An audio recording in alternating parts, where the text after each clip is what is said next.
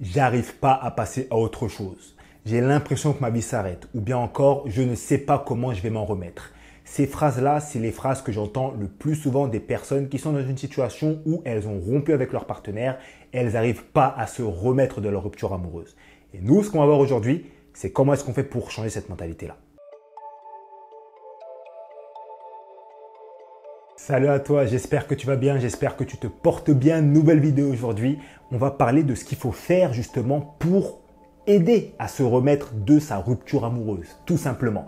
Donc je ne vais pas parler plus longtemps. Ce que je t'invite à faire comme d'habitude, c'est à mettre ton meilleur like, à t'abonner à la chaîne si ce n'est pas fait et à activer la cloche pour recevoir les notifications de toutes mes vidéos. Et reste jusqu'à la fin de cette vidéo parce que c'est à la fin de cette vidéo qu'on va voir concrètement les actions qu'il faut mettre en place une par une. Et nous, on démarre tout de suite. Pour commencer, quand tu te mets en couple avec une personne, il y a littéralement un monde qui se crée.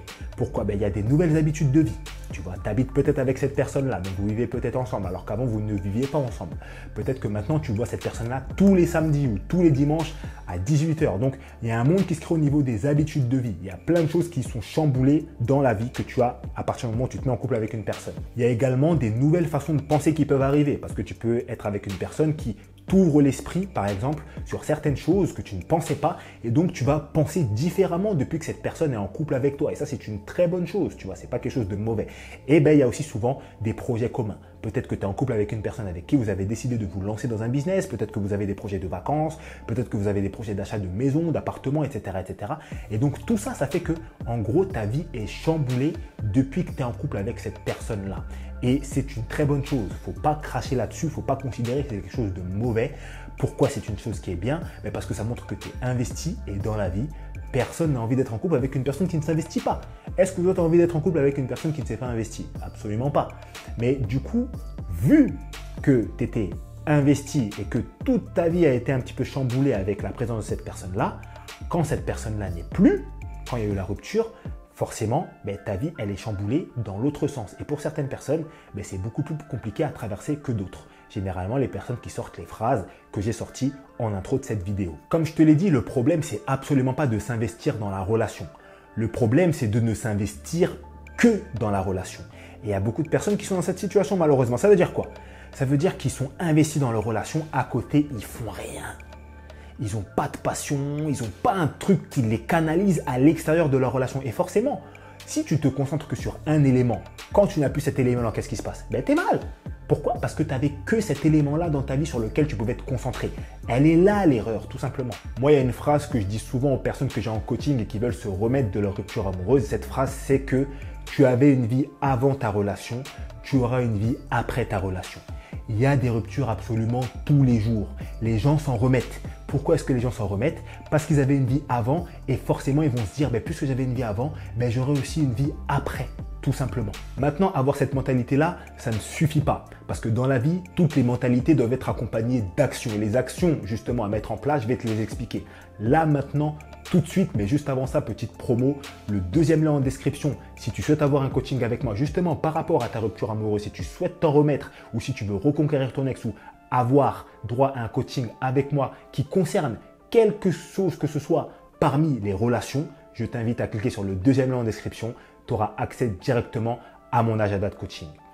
Les actions que tu dois mettre en place, c'est qu'il faut tout simplement avoir une vie. Alors les gens, tu leur dis avoir une vie, ils vont se dire j'ai une vie, je vais au travail, je rentre chez moi. Mais non, c'est pas forcément ça avoir une vie. Avoir une vie, c'est quoi? C'est avoir une vie à l'extérieur de ta relation. Qu'est-ce que ça veut dire? Qu'est-ce que j'entends par là? Je vais te présenter 3 petites actions que tu peux mettre en place dans ta vie justement qui vont faire en sorte que tu aies une vie autour de ta relation, une vie qui ne concerne entre guillemets que toi personnellement. Première chose que je voulais partager avec toi, c'est avoir des projets perso. Des projets perso, ça peut être plein de choses. Développer un business, ouvrir une chaîne YouTube, ouvrir un blog. Il y a énormément de choses que tu peux faire qui te concernent que toi, qui te permettront de t'occuper en dehors d'une relation. Ce sera vraiment tes activités perso. La deuxième chose que je voulais partager avec toi, c'est le fait d'avoir des passions. Malheureusement, il y a beaucoup de gens qui n'ont pas de passion. Ça veut dire qu'ils sont en couple avec une personne, par exemple, ils vont aller au travail, ils vont rentrer chez eux. Qu'est-ce qui va se passer après? Ça va être télévision toute la soirée. C'est tout. La télévision, ce n'est pas vraiment une passion. C'est un passe-temps, mais ce n'est pas vraiment une passion. Moi, je parle de quelque chose. Quand je te parle d'une passion, je te parle d'un truc. Tu te réveilles le matin, Genre, ça te fait vibrer ce truc-là. Tu te dis, purée, là, je suis pressé d'être à 17h pour pouvoir être là et pratiquer mon truc là. C'est un truc, tu penses la nuit, tu penses le week-end. Tu es en vacances, tu vas essayer de te dire, oh purée, attends, je vais en vacances, comment est-ce que je vais pouvoir pratiquer ma passion malgré que je suis en vacances, etc. etc. Généralement, c'est pas sur la télévision qu'on a ce genre de raisonnement. Donc, je ne sais pas qu'est-ce qui peut être ta passion. Ça peut être le sport, la photographie, la vidéo, la couture, même collectionne des timbres si tu veux, mais aie une passion qui ne concerne que toi. Et le troisième et dernier élément que je voulais partager avec toi, c'est d'avoir des sorties en solo. Il y a beaucoup de gens, ils sont en couple avec une personne, ils vont totalement arrêter les sorties seuls ou les sorties uniquement avec leurs amis. Donc, ils vont toujours sortir avec leur partenaire. Et je ne dis pas que c'est pas bien, mais il faut également sortir seul. Pourquoi? Parce que ça va créer aussi de la séparation. Et la séparation, ça fait du bien en fait un petit peu. Tu vois, justement, il faut se séparer pour mieux se retrouver.